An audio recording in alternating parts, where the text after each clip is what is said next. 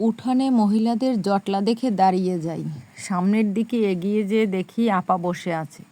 আপার পাশে এক মহিলা তার মাথায় পানি দিয়ে দিচ্ছেন। আপার চোখ ভর্তি পানি। আমাকে দেখে তাড়াতাড়ি চোখ মুছে নিয়ে বসা থেকে উঠে দাঁড়ায়। মুখে হাসি দেওয়ার চেষ্টা করে, বলে, তুই এখানে? আমি বলি, মা পাঠিয়েছেন। আপা আমার হাত ধরে ঘরের ভিতরে নিয়ে যায়। ঘরের ভিতরে বিছানার উপরে বসায়। হাতে রাখা ব্যাগটা নেয়। আপা বলে, দেখ বিদ্যুৎ নাই, তুই বস, আমি দেখি হাত পাখা কই রাখছি। ঘরের ভিতরে আপা হাত পাখা খোঁজে। এখন হাত পাখা দিয়ে আমার পাশে দাঁড়িয়ে বাতাস করছে। মা বাবা কেমন আছে সেই কথা জিজ্ঞেস করে। আমার ইচ্ছে করে তারে জিজ্ঞেস করি, আপা তুই কেমন আছিস? আপার মুখের দিকে তাকাতে আমার ভয় লাগছে। কিছুই জিজ্ঞেস করতে পারি না। অন্যদিকে তাকিয়ে আপার কথার জবাব দিচ্ছি। আমি এবার ক্লাস 8-এ পড়ি। আজকে স্কুল বন্ধ। ভোরে মা উঠিয়ে বললেন, 2 হালি ডিম আছে আর 2টো নারিকেল, এইটা নিয়ে রুমানাদের বাসায় যা। আমি মায়ের দেওয়া ডিম আর নারিকেল নিয়ে আপার শ্বশুরবাড়ি এসেছি। বেশ কয়েকবার শুনেছি আপার বর তার গায়ে হাত তোলে। আজকেও হয়তো আপাকে মারধর করছে। তবে আপা যেন আমার থেকে সব লুকিয়ে যাচ্ছে। চোখের পানি আঁচল দিয়ে মুছে নিচ্ছেন। এখন এই বাড়িতে বসে থাকতে ইচ্ছা করছে না। বিছানা থেকে উঠে আপার পাশে দাঁড়াই। আপাকে জিজ্ঞেস করি, আপা তোর গায়ে আজকেও হাত তুলেছে? আপা কোনো জবাব দেয় না। কী ভেবে বললাম, আপা আমি যাই। আপা বলে, দুপুরে খেয়ে যা। আমি বললাম, না, খেতে ইচ্ছা করছে না, বাড়ি যেয়ে খাবো। আমার ইচ্ছে করছে আপাকে সাথে নিয়ে যেতে। এদিকে আপা চাইছিলেন আমি যেন দুপুরে ভাত খেয়ে যাই। আমার গলা দিয়ে যে ভাত নামবে না। আপার দুঃখী মুখ দেখে আমার কান্না আসছে। আপাকে বলি, তুই আমার সাথে বাড়িতে চলে যাবি? রুমানা আপা একবার আমার দিকে তাকায়, আবার অন্যদিকে মুখ নিয়ে বলে, এখন যাব না।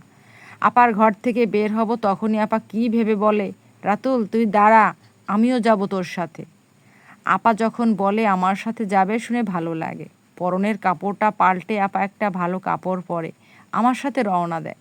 পথে আসতে আসতে আপা আমাদের বলে, বাড়িতে যে মায়ের কাছে কিছু বলিস না। আপাকে কথা দিই মায়ের কাছে কিছু বলবো না। আপা ভরসা পায়। আমরা 3 ভাই বোন। রুমানা আপা সবার বড়, তারপর আমি, এরপর একটা ছোট বোন। বাবা একটা মুদি দোকান চালায়, সেই টাকায় আমাদের সংসার চলে। আপার জামাইটা বেশি ভালো হয়নি, বেশ কয়েকবার বিচার বসেছে আপাকে নিয়ে। তবে মা বাবা বুঝিয়ে শুনিয়ে আবার ওই বাড়িতে পাঠিয়ে দিয়েছেন।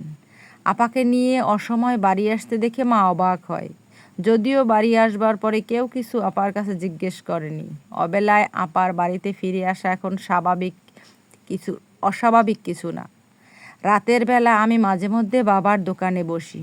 সেদিন রাতে দোকান থেকে বাড়িতে ফিরছি, তখন বাবার কাছে বলি, বাবা দেখো আপাকে আর ওই বাড়িতে দিও না। বাবা বলে, কেন? আমি বলি, ওই দিন যে ওই বাড়িতে গেলাম তখন যে দেখি আপা উঠানে বসে কাঁদছেন। আপারে সবসময় মারধর করে। বাবা চুপ হয়ে যান আমার কথা শুনে। আমি আবার বলি, এবার আর আপাকে যাইতে দিও না। আপার কষ্ট দেখে আমার খারাপ লাগে। আমাদের সবার যদি খাবার চলে তবে আপারও খরচ চলে যাবে। বাবা পুরো পথ আর কোনো কথা বলে না, কী যেন চুপচাপ একা একা ভাবেন। আপার কষ্ট দেখে আমার যেমন খারাপ লাগে, বাবার কি তেমন খারাপ লাগে না? তারপরও কেন যে ওই বাড়িতে রুমানা আপাকে যেতে দেয় আমি বুঝি না। সেবার আবার বিচার বসে। আবার বাবাকে অনেক কঠিন হতে দেখলাম। বাবা বলে দিলেন আমার মেয়েকে আর ওই বাড়িতে দিব না। সেই বৈঠকেই রুমানা আপার ডিভোর্সের সিদ্ধান্ত হয়। আপা এখন আমাদের বাড়িতে থাকেন। বাবার সবসময় মন খারাপ থাকে। মন খারাপের কারণ বুঝি। আশপাশের মানুষ আপার ডিভোর্সের পরে তাকে নিয়ে অনেক উল্টাপাল্টা কথা বলে। আমি যখন ক্লাস 9-এ পড়ি তখন গ্রামের বাড়িতে যে বাচ্চাদের পড়া শুরু করি।